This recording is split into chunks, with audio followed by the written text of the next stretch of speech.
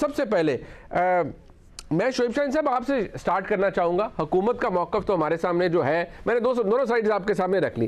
पहले ये बताइए, कल लाइकलीहुड क्या है as a senior advocate of Supreme Court, आप फरमाइएगा कल क्या हो सकता है? हुकूमत ने कहा जी हमने कोई फैसला नहीं किया, हमने तो काबीना ने भेज दिया, पार्लियामान ने रिजेक्ट कर दिया, नथिंग डूइंग, हम आगे कुछ।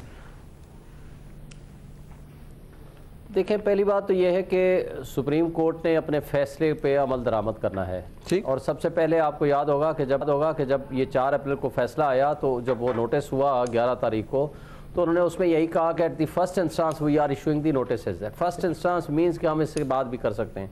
वो सेक्रेटरी ख़जाना को और सेक्रेटरी दिफा को जो नोटिसेस जारी करती है, और जो आर्डर्स कर दिया कि जी गवर्नर स्टेट बैंक जो कि एक्टिंग गवर्नर हैं, उसमें ये नहीं था कि आप पार्लियामान लेके जाएं, आप कायमा कमेटी के पास लेके जाएं, आप कैबिनेट में लेके जाएं और पार्लियामान से फैसला करा के आप लेकर आएं। पार्लियामान तो पहले ही करारदाद पास कर चुकी थी, जो कैबिनेट है वो पहले ही अपनी रेजोल्यूशन पास कर चुकी थी कि हमने इस फैसले को नहीं मानते। और एक तो है पार्लियामान के अंदर, एक है पार्लियामान के बाहर, जैसे राना सनाउल्लाह साहब की स्टेटमेंट आपने सुनवाई है, और इसी तरह के कई प्राइम मिनिस्टर की भी है और लॉ मिनिस्टर की भी है और कई लोगों की है।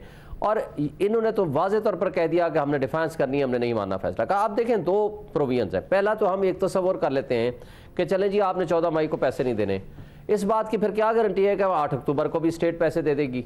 फिर इस बात की क्या गारंटी है कि जब भी इलेक्शंस होंगे किसी भी साल के लिए, या जॉइंट हों या अलग अलग हों, तो कह देंगे कि हमारे पास पैसे नहीं है, या है तो हम देते नहीं है। ठीक है, तो उसका क्या इंपैक्ट होगा? इसमें 2 प्रोविजंस ऑफ द कॉन्स्टिट्यूशन बड़ी अहम है, क्योंकि कॉन्स्टिट्यूशन इस वक्त प्रिवेल करेगा। ठीक, इदारों में इख्तलाफ, लोगों में इख्तलाफ, पर्सनस में इख्तलाफ, ये सेकेंडरी चीज़ हो जाएगी। अब आर्टिकल, पहली बात तो यह है कि आर्टिकल 220 क्या कहता है? वो ये पाबंद करता है, ये इलेक्शन कमीशन खुद भी कह सकता था तमाम कंसर्न लोगों को कि जी for the purpose of holding free and fair election आप पाबंद हैं मुझे फैसिलिटेट करने के, आप मुझे ये फैसिलिटेट करें जिसमें नफरी है या जिसमें फंड्स हैं, जिसमें ये खजाना, वजारत खजाना वाले लोग हैं। अब आगे आ जाता है दूसरी प्रोविजन।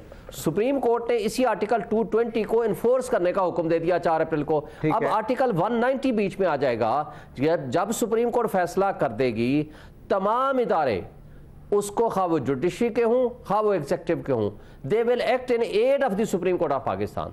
जब सुप्रीम कोर्ट ने एक डायरेक्शन दे दी, मेन जजमेंट भी और सब्सिक्वेंट ऑर्डर भी, और जो ये कहेगा कि हम इस पे रुकावट खड़ी करते हैं या हम इसको नहीं मानते, और सुप्रीम कोर्ट ने कोई अपने लिए नहीं मांगे, किसी और मकसद के लिए नहीं मांगे, वो कॉन्स्टिट्यूशनल ऑब्लिगेशंस के लिए मांगे हैं, जिसके लिए तमाम इदारे पाबंद हैं। तो पहले तौर पर तो आएगा एक्टिंग गवर्नर साहब के जनाब आपने क्यों नहीं, आपको जो कहा गया था in letter and spirit you violated that order. Number 2, उसके बाद जिसने आउट ऑफ द पार्लियामान ये कहा है कि हमने जी पैसे नहीं देने या हम इस जजमेंट को नहीं मानते, मेरा ख्याल है उनकी बारी सबसे पहले आएगी। नहीं, बट एक बात एक सेकंड देखिए, जो बाहर लोगों ने बात की है वो अथॉरिटीज, अब राना सनाउल्लाह साहब तो अकेले अथॉरिटी नहीं है ना कि भाई मैंने पैसे नहीं देने, he is an interior minister, उनकी बात सियासी तो नराजुर में आ सकती है। वज़ीर आज़म इटसेल्फ अकेले भी हिमसेल्फ वो भी अथॉरिटी नहीं है, it's the cabinet and the prime minister. Not question is sir, आपने आर्टिकल 190 का जिक्र किया, आपको याद होगा जब एक ज़माना था जब हालात कशीदा थे और 190 के इस्तेमाल के तहत बाकायदा तौर पर एक चीफ जस्टिस ने कहा कि जी हमें सपोर्ट फराम की जाए, रियासती इदारे को कहा, पाकिस्तान की फौज को कहा, उन्होंने खत जो है वो डिफेंस मिनिस्ट्री को भेज दिया।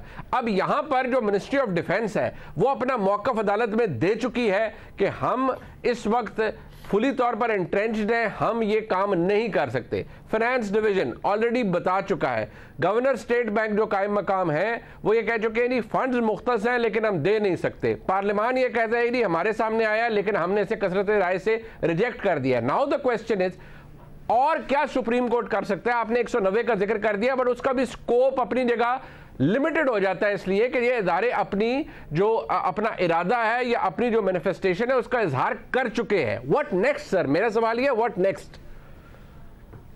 देखिए, ये जो बातें थी, इनके तमाम आर्गूमेंट्स और इनका पॉइंट ऑफ व्यू सुन के 4 अप्रैल को फैसला आया जी। उस वक्त खजाना के सेक्रेटरी को भी और दिफा के सेक्रेटरी को भी तलब किया गया था, उनसे सवाल और जवाब किया, उनकी ओपिनियन से एग्री नहीं किया सुप्रीम कोर्ट ऑफ पाकिस्तान ने, और उसके बाद डायरेक्शन दी।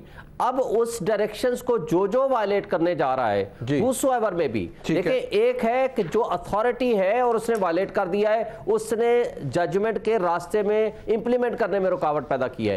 एक अथॉरिटी वो है जो one of the persons of the authorities तो है, उसमें से वन ऑफ द मेंबर तो है, लेकिन उसका जो कंडक्ट है वो ये है कि जी हम फैसला नहीं मानते। उसने कैटेगरिकली ये कहा कि हम सुप्रीम कोर्ट के जजमेंट को नहीं मानते, हम उनके रास्ते में रुकावटें खड़े करेंगे। वो by their express provisions, by their expression in express terms उन्होंने वायलेट किया ऑर्डर को। Then it is the duty of the court to enforce that judgment, और उसका तरीकाकार अब कंटेम्प्ट ही बनता है, और वो कंटेम्प्ट में जो रास्ते में रुकावट बनेगा उसके खिलाफ प्रोसीडिंग्स भी होंगी। ये दिलचस्प मुद्दा आपने उठाया सर, और उनका प्रोसीडिंग भी। ये दिलचस्प मुद्दा आपने उठाया, क्योंकि अब गुजारिश ये है कि पार्लियामान के अंदर जो स्पीकर कौमी असेंबली है या पार्लियामान के अंदर मौजूद, बेशक ये बात दुरुस्त है, इसका एक मॉरल एस्पेक्ट भी है कि ये फुल-फ्लेज्ड और फुल जो एक्सरसाइज में एक पार्लियामान होती है, ये वो नहीं है। लेकिन वो पाकिस्तान तहरीक इंसाफ अगर इसका हिस्सा आज नहीं है तो बसद एहतराम वो अपने ही किए हुए सियासी फैसलों की वजह से नहीं है,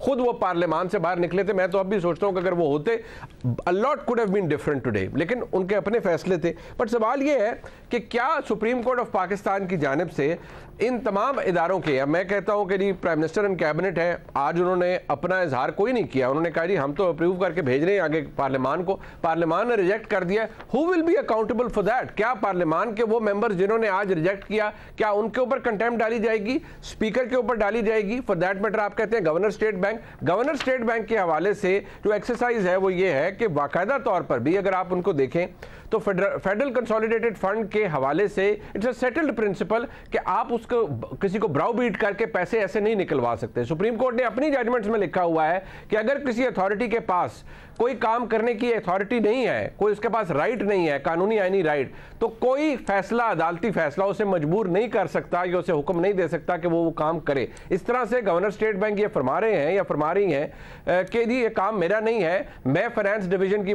मंजूरी के बगैर ये पैसे तरसील नहीं कर सकता। बट सवाल ये है कि क्या ये पोजीशन अदालत एक्सेप्ट करती है या नहीं?